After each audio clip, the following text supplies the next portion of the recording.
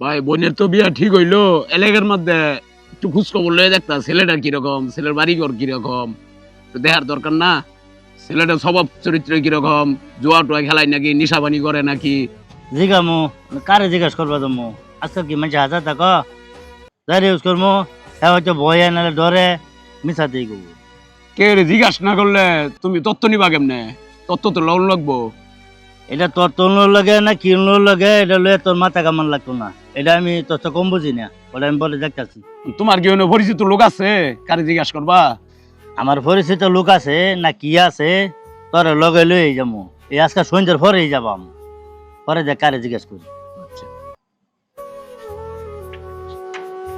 তোমরা এই করো, পড়াশোনা আসতেছি আমি। হ্যাঁ, হুজুর আসসালামু আলাইকুম। ওয়ালাইকুম আসসালাম। একটু কথা কবা ছিলাম। আমি হইলাম ওই যে মতিন, পশ্চিম পাড়ার মতিন। ও আচ্ছা আচ্ছা, তো কি বিষয়ে কথা বলবে? বিষয় যে আইনে তো এই এলাকার সবাই চিনুন, আইনে কি এই মসজিদের ইমাম? জি, সবাইকে চিনি। আমি এই দীর্ঘ 5 বছর ধরে এখানে আছি। এখানে শুক্রবারের নামাজ হুজুর আছে, রাখা আছে, আর আমি মুয়াজ্জিন আজান টাজান দেই, পাশাপাশি 5 ওয়াক্ত নামাজ পড়াই।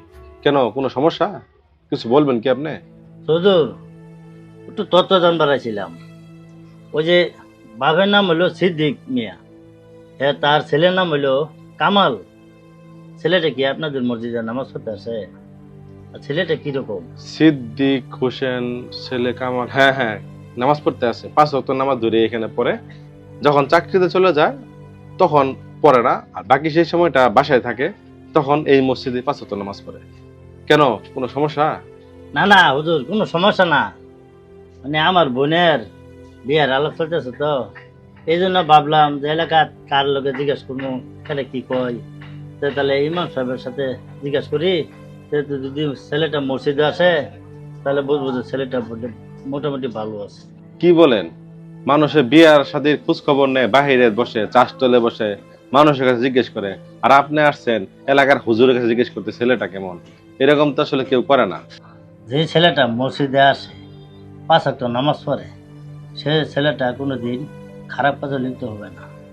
এই জন্য আপনার কাছে আসছি। না ঠিক আছে, আসলে এটাই উচিত।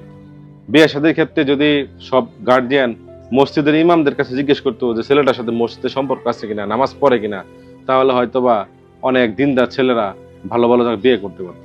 কিন্তু মানুষে আপনার দোকানপাটে বসে বিভিন্ন মানুষের কাছে জিজ্ঞেস করে, সত্য বিষয়টা আসে না। যে ছেলের সাথে, যে পরিবারের সাথে মসজিদের সম্পর্ক আছে, মাদ্রাসার সম্পর্ক আছে, তাদের সাথে আত্মীয় করা উচিত।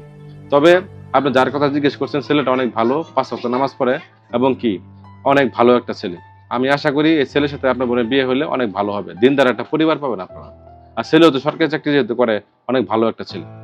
হুজুর ঠিক আছে, আমি আরো কি আর কাছে তথ্য লইতাম না। আমি তাহলে বিয়ের শাদীর ব্যবস্থা করি। ধন্যবাদ।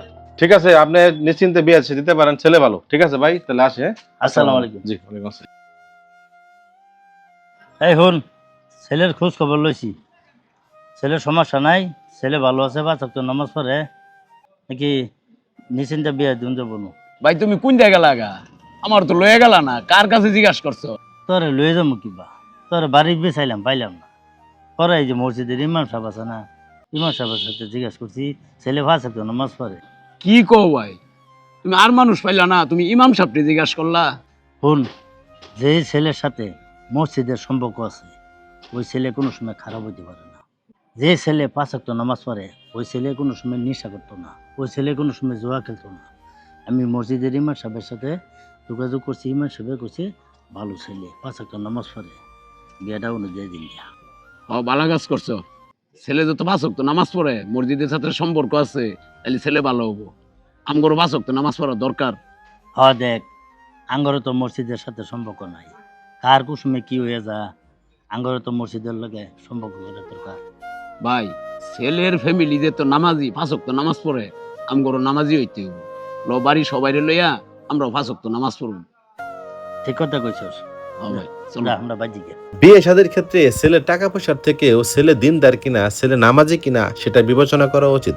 কারণ একজন দিনদার ছেলের দাম পুরো পৃথিবীর থেকেও অনেক বেশি। ভিডিওটা ভালো লাগলে শেয়ার করে দিবেন।